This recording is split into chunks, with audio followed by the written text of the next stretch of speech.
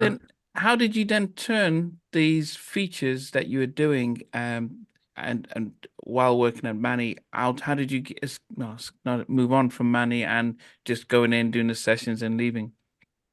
So while I was at Manny's, I got the gig to play um, keyboards behind Freddie Jackson.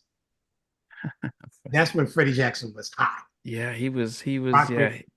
So I got to sub. One of the other keyboard players was leaving, and I was recommended to come and take his place. So it was me. I'm not sure if you know Alex Bugnon, the jazz keyboardist. Alex Bugnon. Mm. He and I were We, roommates. we pronounce him as Alex Bugnan here for some reason in the Yeah, Alex Bugnon. Yeah, yeah. yeah. Well, he and I were roommates. So he was playing with Freddie. I was playing with. I came in. We were roommates on the road together. And then after that, Najee was opening um, for Freddie Jackson. Najee was just on the cusp of coming up. And he heard what I was doing with the band and everything else. And he asked me to come on board to be his first musical director on the road for his tour. And we opened for Hiroshima and Michael Franks. And we put a band together and we was kicking everybody's butt on the road.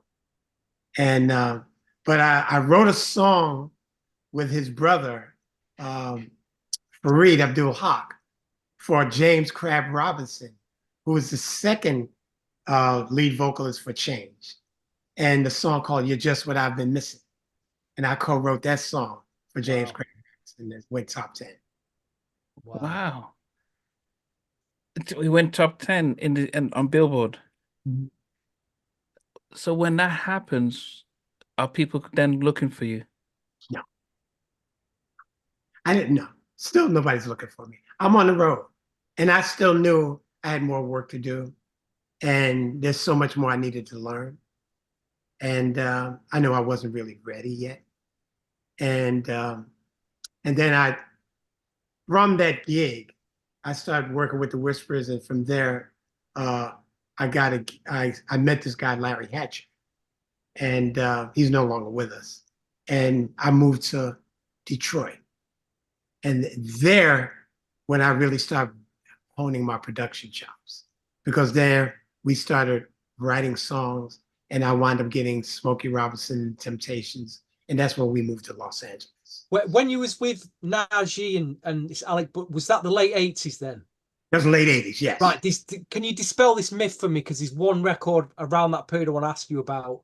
Um, Royal Delight, I'll Be a Freak for You. Did you have anything to do with that record? No, no, I didn't. I know the song, but I didn't have anything to do with Okay. that. Like I No. say, dispelled that myth. Okay. Yeah, we're talking when I was with Najee, we're talking. Because you seem to be credited on that on Discogs. I don't know why then. I don't know, man. You know what? I've played on so many records, so I just half the time I can't remember half. So Fair enough. No, at least you've dispelled that myth now. yeah, But yeah. if you had a top 10 hit, did you sign a publishing deal Not or yet, not yet. so even though a song is selling them at top 10, how are you getting paid for that? Well, my royalties from my publishing and stuff like that. So you know, But from yeah, all but how did you who did pardon? You were myself, self-published? yeah. But who taught you to do that instead of signing with This business of music, the book. Oh, you read the book as well. Okay, so you read the book about okay, Oh yeah, and I became an expert on publishing. early on. Yeah, early on. Ah, And it helped me later on when I started having hits to do my deal that I did with EMI, Sony. So that really helped. so you were in the driving seat where you knew what you wanted to have, so they didn't. Okay. Yep, exactly. The only other person who, out of my 130 guests, is Joyce Sims. I interviewed her just 2 months before she passed away, and she read the book. And so when she was when the label came to sign her, she was like, "It doesn't say this in the book. The contract is different." And so she knew, and that she owned her publishing and stuff. And you're the only other person that has said when it came to publishing, you just didn't sign off and just get the money and lose half the stuff. Okay. I did. Now, in the beginning, before when I first moved to LA, and I know I'm jumping around, so I apologize. When I first moved to LA, to survive, I got a publishing deal with BMG. And it was like a $60,000 publishing deal, you know, and I just needed that so I could survive and pay rent. Mm. So, but nothing, and then those records, nothing really, really hit, you know, and then I got out of that deal. And then I didn't do any more publishing deals because I was making money as a session player and playing all over and producing and doing things like that. So I didn't need that publishing deal. And when I did have the chance to get the publishing deal, I was in the driver's seat because I had hit records. And I said, well, I'll just wait. I just continue. I live way below my means. Mm-hmm. I didn't drive nothing fancy. I didn't wear no ice or nothing like that. So I just say, hey, man, I'll just stay where I'm at and I'll just wait 8 months to a year and I collect all my money. Yeah. And I was able to do what they call an admin deal. Oh yeah, administrative deal. Yeah, I remember doing that. Sometimes it could be 90-10, sometimes, yeah. Yeah, I did an 80-20. 80-20, okay. With EMI, and it's for a lot of money. And I got an at source.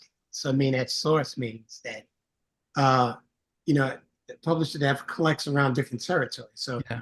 territory in Japan, Europe.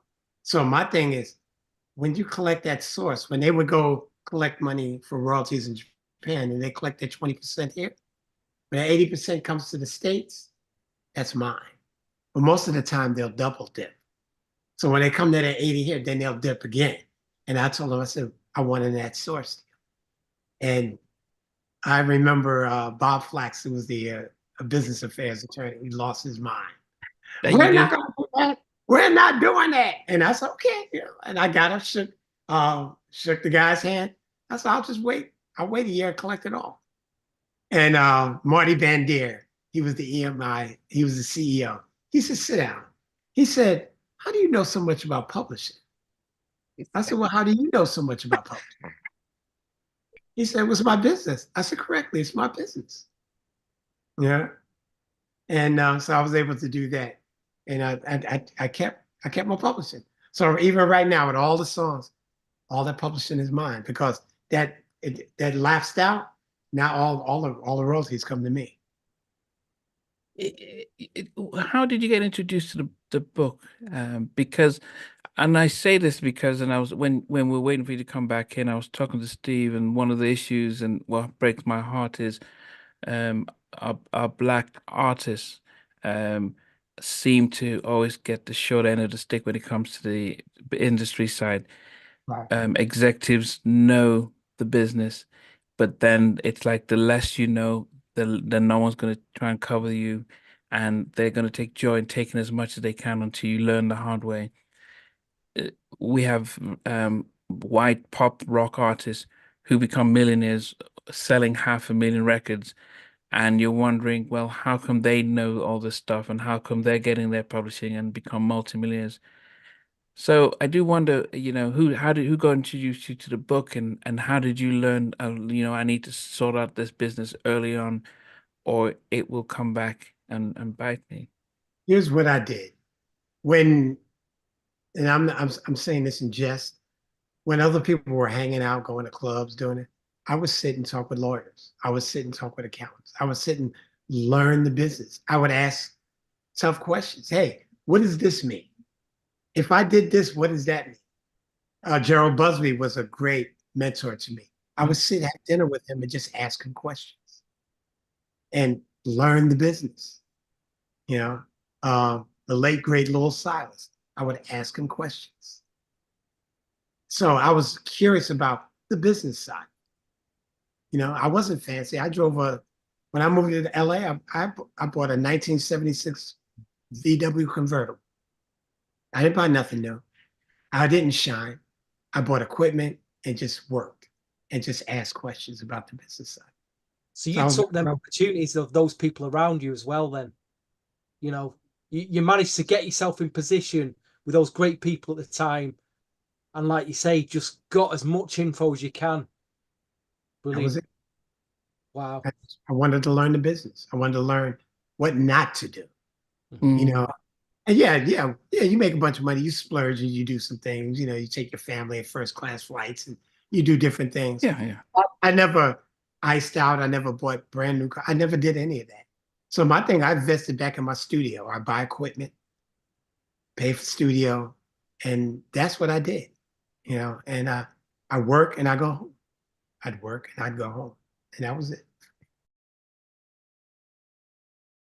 Hey guys, thanks for watching. Thanks for being a part of Halftime Chat. Please remember to subscribe, share, and comment. But most importantly, why don't you become a member of Halftime Chat? We've got amazing videos, amazing perks, and being able to support the channel. But anyway, thanks for watching. Take care. I never participated in that category. And somewhere in between us for even loving us, on which I didn't miss you with. What was it like growing up? She's still making an impact on 4 houses down. I have a couple of pieces. trying to get this one and that one. That works for you, but just for me, No. Okay, you okay? They don't understand what Jonas Boys and winning all spirits. Play it. And all these guys, they all work together. I mean, I love all different genres.